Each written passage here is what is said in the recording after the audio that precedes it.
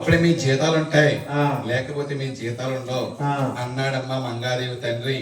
ఏడుగొండమని పట్టుకుందామని చెప్పేసి పోలీస్ వారిద్దరూ కూడా ఈ యొక్క స్వామి కోసం తిరుగుతా ఉంటే ఆ పల్లాపి దినవారో తిరుగుతుంటేని మెరకేదిన స్వామివారు ఉంటుండేవారు.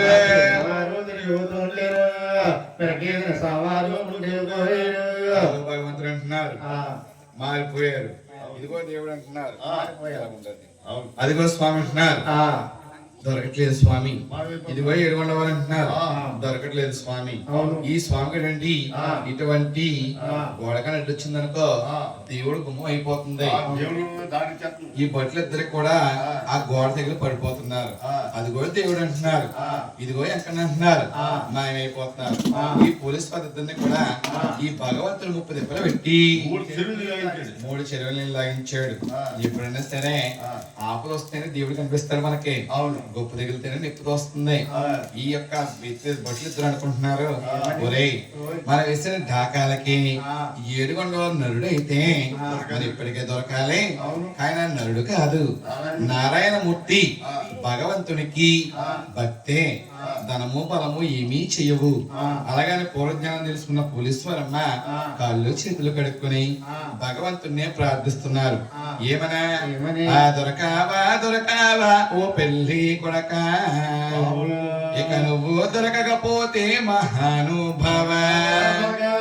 ఓ పెళ్లి కొడక నువ్వు దొరకపోతే మహానుభవ. చేతాలే పోతాయి ఉద్యోగాలు పోయి, మా భార్య బిడ్డలను మే పెంచాలేమో. ఉద్యోగాలు భార్య బిడ్డలు స్వామి మేము అపురూపులము తండ్రి, నీ కృప ఎల్లప్పుడు మాపై ఉండాలి స్వామి. అలాగని భగవంతుడిని ఏడుకున్నారంటే ఇద్దరు పోలీసు వారు కూడా భగవంతుడు పోలీసు వారు భక్తికి మెచ్చాడు. భక్తికి మెచ్చి వీళ్ళకి నేను దొరకపోతే మా మావయ్య నాకు ఇస్తానన్న కట్నానికి వడ్డీ కింద వీళ్ళ జీతాలు కొట్టేస్తాడు, వీళ్ళకి నేను దొరకాలి. అలాగనమ్మా భగవంతుడు ఆలోచించి ఇద్దరి మధ్యలో ఆలంగమయ్యాడు ఏడుగొండవారు. ఎక్కడికి వెళ్తావయ్యా? ఎక్కడికి వెళ్తా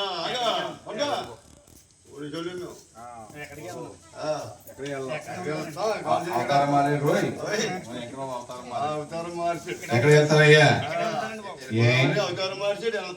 ఏ అక్కవారికి వచ్చి మన గుడుకుతున్నావా? బూరెలు తింటావా? గారెలు తింటావా? ఏ కడుపు నొప్ప గ్యాస్ట్రిక్ ఇలా రా.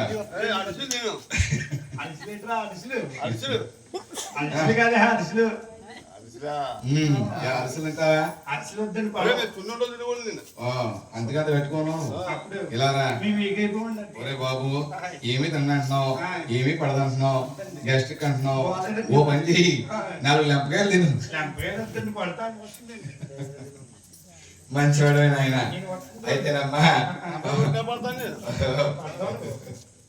అయితేనమ్మా భగవంతుని బంధించారు భక్తితో కాదు భయంతో. మళ్ళా స్వామి ఎక్కడ మాయమైపోతాడని చెప్పేసి అని మేనమామ ఇచ్చిన గొలుసులు ఉన్నాయి కదా, ఆ గొలుసులతో భగవంతుని కట్టేశారు కాళ్ళు చేతులోని పట్టుకుని దారిలో తీసుకెళ్తా ఉన్నారు. తీసుకెళ్లే దారిలో స్వామి అనుకుంటా ఉన్నాడు, ఏమిరా మాయకులారా నా మహిమ తెలియక నన్నే బంధిస్తారు ఏమిట్రా. అలాగని చెప్పేసి వెళ్లే దారిలో ఈ కట్టిన కట్లన్నీ కూడా స్వామి ఏ విధంగా మార్చుకున్నాడా, ఇండియా సవికలో పరుపుడు ఇలా గాయించుకున్నాడు. ఇంత ఊపుకుంటూ తీసుకెళ్లారు.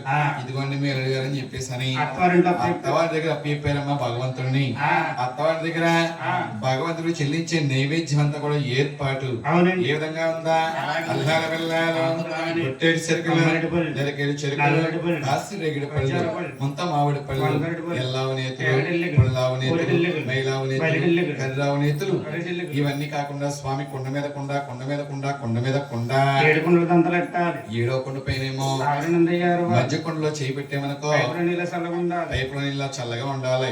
నోటికి క్లాత్ కట్టుకోవాలటండి.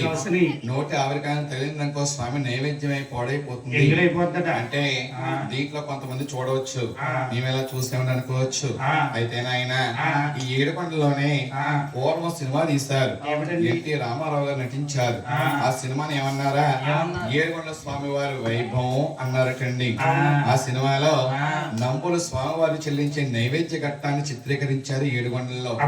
ఇప్పుడైతే చిన్న ఫోన్ కూడా పట్టుకెళ్ళినట్లేదు స్వామివారి దర్శనానికి వెళ్ళేటప్పుడు. అయితే నాయన నోటిగా క్లాత్ కట్టుకుని కొండ మీద కొండ ఏడుకొండ దొంతలు పెట్టి ఏడో కొండ పైన ఎసరు పెట్టారు, కిందేమో మంట పెట్టారు, మధ్య కొండలో చేయి పెట్టామంటే పైపులో నీళ్ళ చల్లగా ఉండాలి. అయితే నాయన నోటి కాదు కట్టుకోవాలి. నోటి ఆవిరి తగిలిందా స్వామి నైవేద్యమే పాడైపోతుంది. ఇటువంటి ప్రసాదాన్ని భగవంతుడు అత్త వాళ్ళ దగ్గర ఎన్నాళ్ళ భోంచేశారు. 3 రోజులు భోంచేశారండి. 4వ రోజునే స్వామికి పరధ్యానం కలిగింది. ఏమన్నా ఎన్నాళ్ళు పెట్టినా నా మేనమామ నా కడుపుకే పెడుతున్నారు. అలివేలు మంగాదేవి ఏడుకొండల వారు ఇష్టంగా ఉన్నారు అనుకుంటున్నారు. నాకు ఇస్తానన్నా కట్నం మర్చిపోయారు. నా మేనమామ కట్నం గుర్తు చెయ్యాలి. అలాగని అర్ధరాత్రి వేళ ఏడుకొండల మంగాదేవి కలిసి శాస్త్ర తలుపు మీద నిద్రపోతున్న వేళ నిద్రలోంచి ఏడుకొండల స్వామి ఒక్కసారి పైకి లేచాడు. పక్కన చూసాడు, మంగా తల్లి గాఢంగా నిద్రపోతా ఉందా. ఈ స్వామి అనుకుంటున్నాడు, అయ్యో మంగమ్మ నిద్రపోతున్నావా మంగా, నిద్రపో మంగా నిద్రపో. చెప్తే వస్తాను ప్రాణిస్తారంటది. చెప్పకుండా వెళ్ళిపోతే మంగాదేవి ఎంత ప్రేమ భార్య అంటే. భార్య అంటే ఎవరికి ప్రేమ, ఎవరి భార్య అంటే వాళ్ళకే ప్రేమ. నిజమే కదా. మరి ఇప్పుడు చెప్పకుండా వెళ్ళిపోయింది అనుకో, కొత్త పెళ్లి కూతురు కదా బెంగ పెట్టుకుంటుంది. వస్తానంటది. అలాగేనమ్మా భగవంతుడు నిద్రపోతున్న మంగాదేవికి స్వప్నంలో చెబుతా ఉన్నాడు. ఏమనా అదిగో లేవుల మంగ అలివేలో నా మంగ నిద్ర పోతున్న వేటే గారాల మంగ నిద్రపోతున్నావు గారాల మంగో. అయ్యో మంగమ్మ నిద్రపోతున్నావా, నిద్రపో మంగా నిద్రపో. మంగమ్మ ఇంకా నీ తండ్రి తారకుడు కట్నం ఇవ్వని కారణమే నేను నా 7 పండుల కానీ వెళ్ళిపోతున్నానే. కట్నం ఇవ్వని కారణము నా 7 కొండల కోడి వెళ్ళిపోతున్నాను. మంగమ్మ ఇంకా నా 7 కొండలక నేను వెళ్ళిపోతున్నానే. నువ్వు నా మీద ధ్యానములో చాలించుకోమంగా. వెళ్ళిపోతున్నాను నా మీద ధ్యానాలు చాలించుకోమంగా. అలాగని నిద్రపోతున్న మంగాదేవికి స్వామి స్వప్నంలో కనిపించి మాయమైపోరటండి. స్వామి మాయమైపోగానే అయ్యో నెత్తట్లో నా తల్లి తొల్లి బాడి లెగిసింది. ఆవిడ తొల్లి బాడి లెగిసిందా గొల్లు మన్నది. తొల్లి పాడి లెగిసిందో తొల్లి పాడి లెగిసిందో గొల్లు మన్నదు. చూసుకుంది గారాల స్వామి మాయమైపోయారు. మీ మంగా తల్లి మనసే సముద్రం అయిపోయి ఆవిడ రమణ రమణంటారా రంజల్లిపోతోంది. అయ్యో ఏడమ్మ నాదూడమ్మ పరమాత్ముడి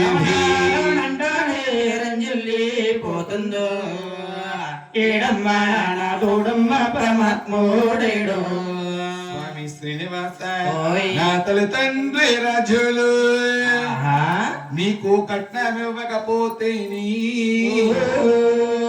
అయ్యో నేనేమి చెయ్యను రా నా ప్రాణనాథ.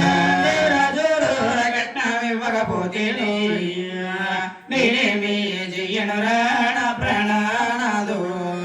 నేనేమి చేసేది నా ప్రాణనాథ. అయ్యో నన్ను నిలిచి వెళ్ళరా ఓ శ్రీనివాస. ప్రాణనాథుడు నన్ను నిలిచి పెడతారా శ్రీనివాసు. అలాగని స్వామి కోసమటండి మంగా తల్లి గొల్లు మని గోల పెట్టింది. తల్లి తండ్రి వచ్చారు. అయ్యో మంగ ఏడుస్తున్నావా? నీ బావగారు బయటికి వెళ్ళారమ్మా. బజార్కి వెళ్ళి ఉంటారమ్మా. ఎందుకు? పూలు తెచ్చి బావగారు పోయిందమ్మా. అలా కాదు మంగ, నేను మా ఇంటికి వెళ్ళి వస్తాను, మా అమ్మగారిని చూసి వస్తాను. ఒక్క మాట నువ్వు మంగాదేవి చెప్పి వెళ్ళావనుకో ఎంత హాయిగా ఉంటుంది ఆవిడ. అలా అంటే మా మేనమామ నాకు ఇస్తాను 18 లక్షలకి అతను ఇచ్చేస్తే అంత హాయిగా ఉంటుంది నాకు. నిజమే. ఈ సీలు ఉన్నట్టు నీకే డబ్బే కావాలి. అసలు ఎండాకాలం ఉడికొచ్చేస్తుంది కదా. అవును, డబ్బే కావాలా? ఆ మాట మీద ఉంటావా? సరే అయితేనే అలాగే ఉండు. అయితేనే ఏడుకొండ స్వామి అండి ఈ డబ్బు ఇవ్వని కారణంగా, కట్నం ఇవ్వని కారణం చేత ఘనంగా అత్తవాంటి మీద కోపగించి పుట్టింటికి వచ్చేసాడు భగవంతుడు. ఇక్కడ ఏడుకొండ వారి తల్లి తిరుపతిలో ఏం చేస్తుందా?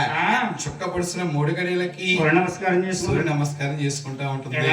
ఓ జయ జయ నారాయణ, ఓ ఆదినారాయణ, ఓ వేదపారాయణ అని మేలుకొలుపుల్లో ఈ అత్తవారికి మీద కోపగించిన ఏడుకొండ వారే ఏం చేశాడా? ఆయన ఎర్రగా మండేటి కొర్రెండో నాగయ్యా, ఆయన తల్లి వల్లో పాడి గుళ్ళు మన్నాడు. తల్లి ఒళ్ళో పాడి గుళ్ళు మన్నాడు. గారాల కుమారుడు ఎప్పుడు కంటి శోభం పెట్టలేదు. ఆయన అత్తవారింటికి వెళ్ళి పొద్దు పొద్దే రావడం కారణం ఏమిటి? నిన్ను ఎవరేమన్నారు? ఎవరు తిట్టారు? అలా అని చెప్పేసి తల్లి గారు అడిగితే ఏడుకొండ స్వామికి అఖండమైన కోపం వచ్చింది. అమ్మా, ఈ 13 లోకాల్లో నన్ను కొట్టేవారు ఎవరమ్మా, తిట్టేవారు ఎవరమ్మా? నేను తెలుసుకుంటే నేను 13 లోకాలే కలిపి కొడతాను.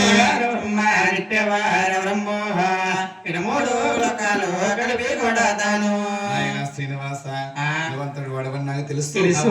అత్తవారింటికి ఇలా ఉదయాన్నే రావడం కారణం ఏమిటి?